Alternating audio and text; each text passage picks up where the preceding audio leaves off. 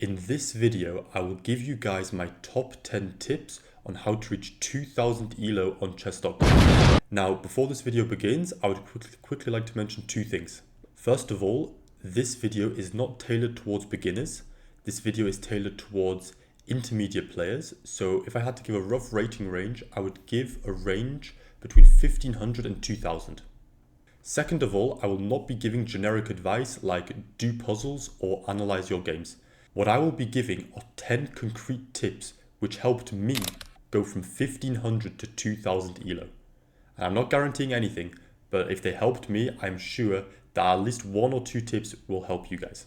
So without further ado, let's get started with tip number 1.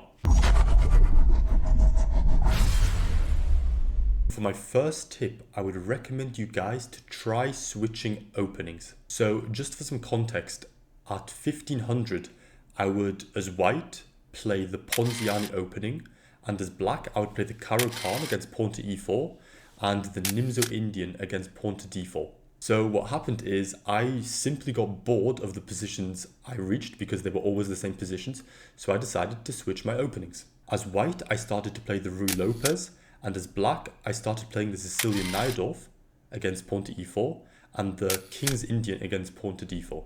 And quickly I started to realize that I was gaining a lot of rating points. Now, to be completely honest with you guys, the reason for this is still a mystery to me. However, maybe the fact that I was learning new position, understanding new concepts and new ideas, maybe this is what led me to gain ELO. Either way, I would definitely recommend you guys to switch your openings. And on top of that, I would like to quickly say, the longer you are stuck at a specific rating, so let's just say you are stuck at, say, 1600 for 6 months, I think you should make a more radical switch of openings. So if you're an e4 player, maybe try playing d4. Or if you're a very strategic player, try playing something very positional, something very solid. Now, on the contrary, if you are stuck at a specific rating for, say, 2 months, which isn't that long of a time, I wouldn't make such a radical and drastic change. What I would do is maybe try playing a different variation. Either way, I would highly recommend you guys to switch your openings and see what happens. Because truthfully, at like 1600, this is the best time to switch your openings, to figure out what's best for you. Already at the 2000 level, it's a lot more difficult to go from e4 to d4, or to go from a crazy gambit to something super solid. At 1600, this is your best time to switch your openings, to see what works best for you, to see what kind of a player you are, right? Maybe you're more of a strategic player, maybe you're more positional.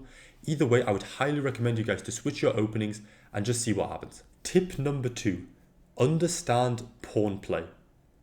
Now, this is something I really struggled with, especially at 1600, but one book which really helped me understand pawns, pawn levers, the correct pawn breaks, etc. is this book, which I have right here. Pump Up Your Rating by Axel Smith. Now, to illustrate pawn play, I have 2 examples which I will show you guys right now. Okay, so for my first illustration, I have a game between Grishuk and Kiri in the 2011 Tata Steel. And this is actually the first game featured in the book Pump Up Your Rating. So in this position, it's white to move. Black just moved his knight back to d7. So knight fd7. And what I want you guys to think is, what pawn levers do I want? What pawn pushes do I want? And not just that, also ask the question, what pawn levers does my opponent want? So if you have the white pieces, you see that you have a very strong center. You have a pawn on e5 and a pawn on f4 protecting this pawn. This pawn chain strongly undermines the bishop on g7, right? So if you push the f pawn, well, then the e5 pawn hangs, and pushing e6 is terrible in all instances because you open up black's bishop. This is what I mean when I say pawn moves change positions. By playing a move like pawn to e6, you open up black's strongest piece. So for this reason, these 2 pawns are locked. We do not move these pawns stay. Now, moving the g and h pawns also doesn't make that much sense because your king's right here. You want to keep your king safe. So now the only 2 options of pawn levers are either a4 and b4. Or a3, b3, I suppose. So what I look at, I have these 2 bishops. This bishop is doing great. It's attacking the knight on c5. It's defending the pawn on f4. This bishop on e3 is doing great. On the contrary, this bishop, in my opinion, is terrible. It's staring into a brick wall, and this diagonal is meaningless. This is a terrible diagonal. So the first thing I think of, and the first thing which is mentioned in the book, is how can I improve this bishop? What pawn move can I do to liberate the placement of this bishop? Now, if you ask yourself this question, I personally believe the move pawn to b4, which is the move which is played in the game, is actually quite logical. So what you do is you play pawn to b4, you kick the knight out, and now you press pawn to b5. Now you might be asking yourself the question, why in the world is this good? You just pushed a pawn from b2 to b5. Well, what you're doing is you are undermining this pawn chain. This tension is actually very, very good for you. We are attacking the pawn chain from the back. This is how you should be attacking pawn chains. And if black just takes the pawn on b5, well then either knight takes d5 or bishop takes d5 and you have a phenomenal position. Let's say knight takes d5, your knight is centralized, you're attacking the queen, your bishop is open, the c-file is open, right? So going from this position right here, b4, b5 is so good for you. This is how you need to be thinking. This is how you need to be thinking at this level. Now, the rest of the game isn't all that important, so I'm going to skip that. And one more thing I would like to mention. Let's just say in this position, it was black to move. It wasn't white to move. What pawn lever does black want? Now, if you paid attention to what I said previously, you will understand that this pawn chain is a brick wall. This bishop is terrible because it can't see anything, right? These pawns completely undermine the bishop on g7. So with that in mind, you need to find a way to break apart this pawn chain. Now, I did mention that you should always try and attack a pawn chain from the back. This isn't always true, right? A move like pawn to g5, for example, wouldn't be that good of a move because you open your king so much, right? Let's just say you make a random move like pawn to a3. A move like g5 isn't good simply because you create too many weaknesses here. Already white's bishop is coming to h5, white's going to bring his queen maybe to f3 or to g3, maybe there's going to be some rook lift to h3. You have too many weaknesses here. Your king is too open, so g5 isn't a correct move. Instead, what black really wants is to move pawn to f6. Now, why does black want pawn to f6? Well, like I mentioned, you are opening up the bishop, you are creating this tension which is very, very beneficial for you. You're opening up the knight, the queen, potentially the rook. So you are opening up all of your pieces with one pawn move. Now, granted, the correct move isn't actually pawn to f6 immediately. Let's see if someone can figure out why. So the reason why pawn to f6 isn't a good move is because of this move knight takes d5. And after c d5, bishop d5, the rook is lost via a fork. So with all of this in mind, if it's black to move here, you want the move pawn to f6 because of everything I just said. But you can't play it because of this tactic of knight takes d5, bishop d5 fork. So why don't we just slide the king?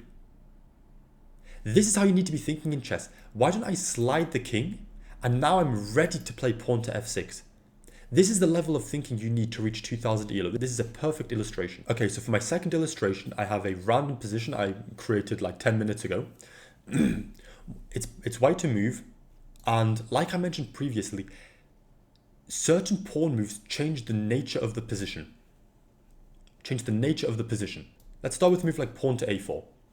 So pawn to a4 undermines this pawn chain, like in the previous example. This is great, but the problem with pawn to a4, black can play just simply pawn to a6. If you take, this pawn chain is still standing, your bishop is still bad, and this tension doesn't really benefit anyone. So this is what happens after pawn to a4. On the contrary, pawn to b3 seems a lot more appealing, because if cb3, then ab3, now we have the open a file. And if black plays pawn to a6, solidifying, well, like I mentioned, we have the a file. Look at all this space we have for our rook, and this rook is tied down to the a6 pawn. So this move pawn to b3, this enabled a favorable trade, giving us the open file, while black's rook is still super passive. Now, that being said, if black doesn't take the pawn on b3, if black, for example, castles, what do I know? Well, now we can play a move like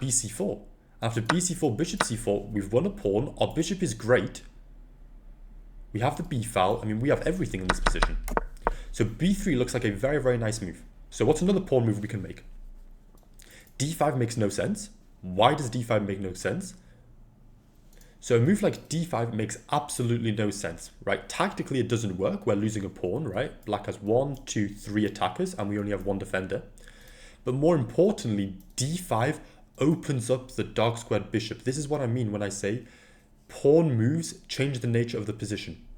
We have a brick wall here. This bishop can't see anything. A move like d5 completely opens up this bishop, and black will then be able to follow up with a move like b4, undermining this pawn chain like I mentioned previously. So for this reason, this pawn chain we do not touch with a 10-foot pole. This we keep. But let's look at a move like pawn to e5. What does e5 do? Well, pawn to e5 controls these two squares. This is very good for us. But e5 gives up the d5 square, right? Our pawn is currently on e4. We're controlling this square on d5. The second we make a move like pawn to e5, we give this square up. The bishop is also open. So a move like knight fd5 comes to mind, and black now has a stronghold on d5. Okay, so now it's about weighing the pros and cons. Let's go back. When you make a move like pawn to e5, we are restricting the dark squared bishop that much more. We're binding the d6 and f6 squares. So now it's about weighing the pros and cons and seeing, does this benefit me? In my opinion, it does. In my opinion, this does benefit you. So after e5, knight d5, already we have a move like knight to e4. Right? Remember, this is something I really struggled with. This square is currently occupied by the pawn. The second we move the pawn to e5, we liberate this square. This square we can use. We can move a knight to e4. So again, after e5, knight d5, we have a move like knight to e4. And let's just say black plays knight takes e3. We get knight d6 check. Say king f8, f takes e3, and we are much, much better. Sure, white's bishop is good, but we have an absolute monster on d6. This is how you need to think at this level.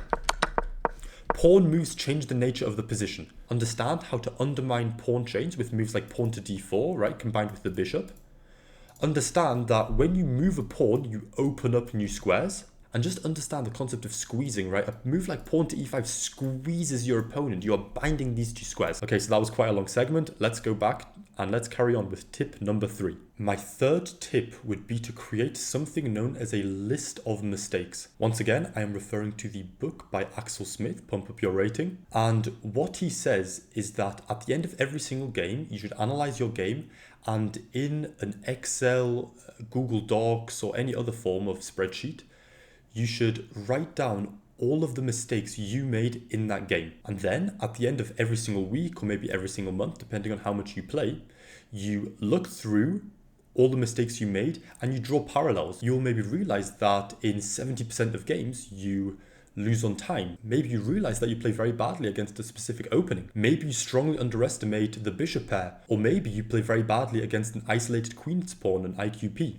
The list of mistakes is useful because it gives you intel on mistakes you make time and time again. So now what I'm going to do is open up my list of mistakes, which truthfully I haven't used in a very long time, and I will just give you a quick idea of how I think it should work. Okay, so over here I have my list of mistakes, my weekly chess rapid games. As you can see, it's quite old. It's already 3 months old, and I haven't played all that many games. So what I did is after every single week, I would write the date, write the score, and write the opening. And then I would briefly, or in bullet points, write all the mistakes I think I made. And then at the end of each week, so on Sunday, I would go through my list and see if there are some mistakes I make time and time again. And then by looking, I would realize that I apparently have very, very bad time management. And now with this newfound knowledge, I can look into tips and tricks on how to improve my time management. A list of mistakes is something I would highly recommend to any serious chess player because it gives you immediate intel every single week. Okay, so with that being said, let's go to tip number 4. Tip number 4, know and understand theoretical endgames. Truth be told, you're only going to reach an endgame 20-25% of the time at this rating, But when you do reach an endgame, and a theoretical endgame especially, you need to be able to win when it's a won position, and you need to be able to draw when it's a theoretically drawn position. So positions like the Philidor, the Lucina, or the Vancouver are all positions you have to know at this rating. These are non-negotiable in my opinion. Now, this is not something I'm going to delve into because otherwise it would be a 1 hour long video. However, if you're interested in me explaining all these positions, leave a comment down below and I will create videos regarding each specific position. Tip number 5, only play rapid games.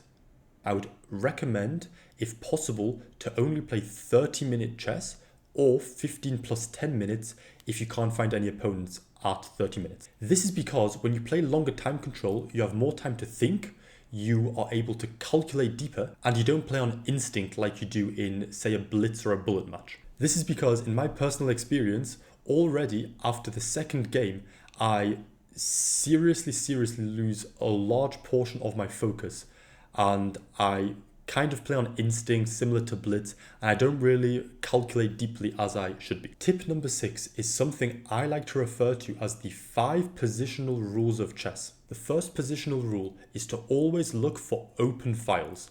If there is an open file, you should be the one taking that with your rook.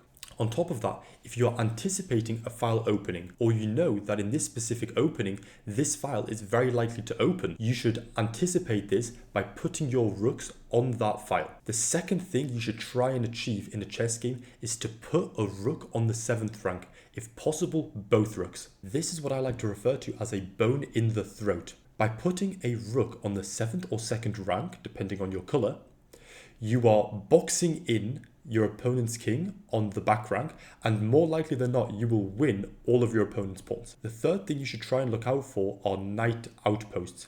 If you go back to tip number 2, you will see a game which I showed where I was able to plant a knight on d6, and a knight which is deep in your opponent's territory, which is very difficult to get rid of, is extremely powerful. The fourth thing to look out for, and maybe the most important, is the bishop pair.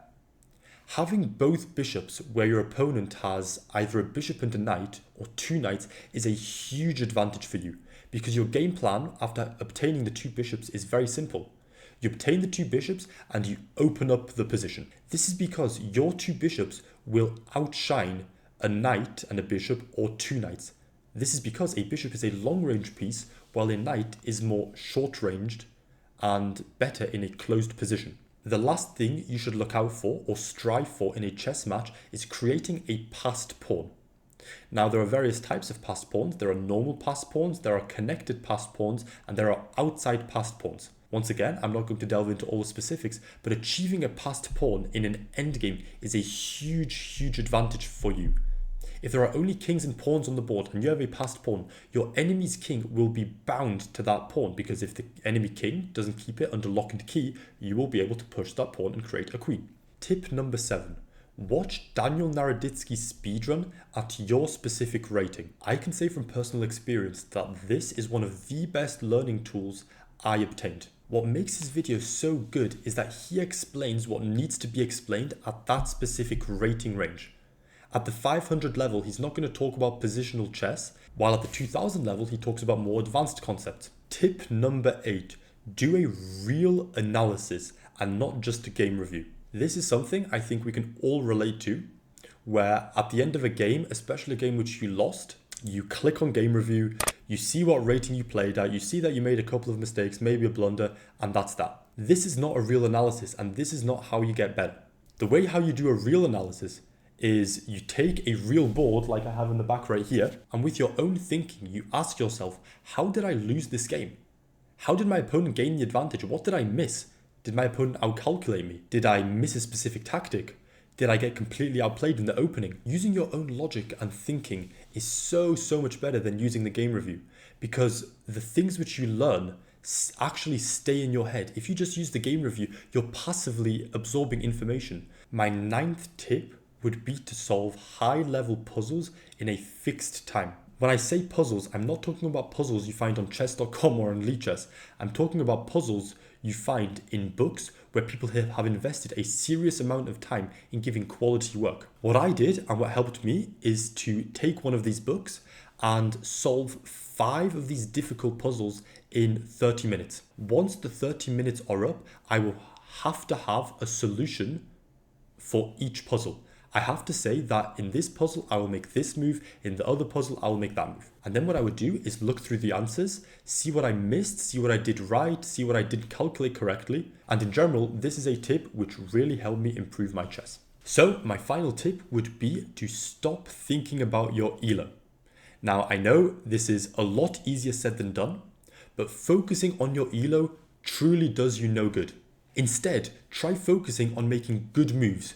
Focus on making good decisions and really play the position. If I face an opponent who was, say, 150, 200 points higher rated than me, if I had a chance to force a draw, I would force a draw.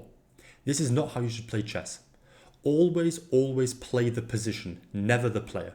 Regardless if your opponent is much higher or much lower rated than you, if the position calls for a draw, you play for a draw. If the position calls for you to press and grind your opponent down, that's what you do. And truth be told, if you focus on good chess, your ELO will naturally increase. So with that being said, I would like to thank you guys so much for reaching the end of this video. I hope you guys enjoyed. I would really appreciate if you guys would like and subscribe, maybe even share this video to certain friends. And with that being said, thank you guys so much for watching and have a nice day. Peace out.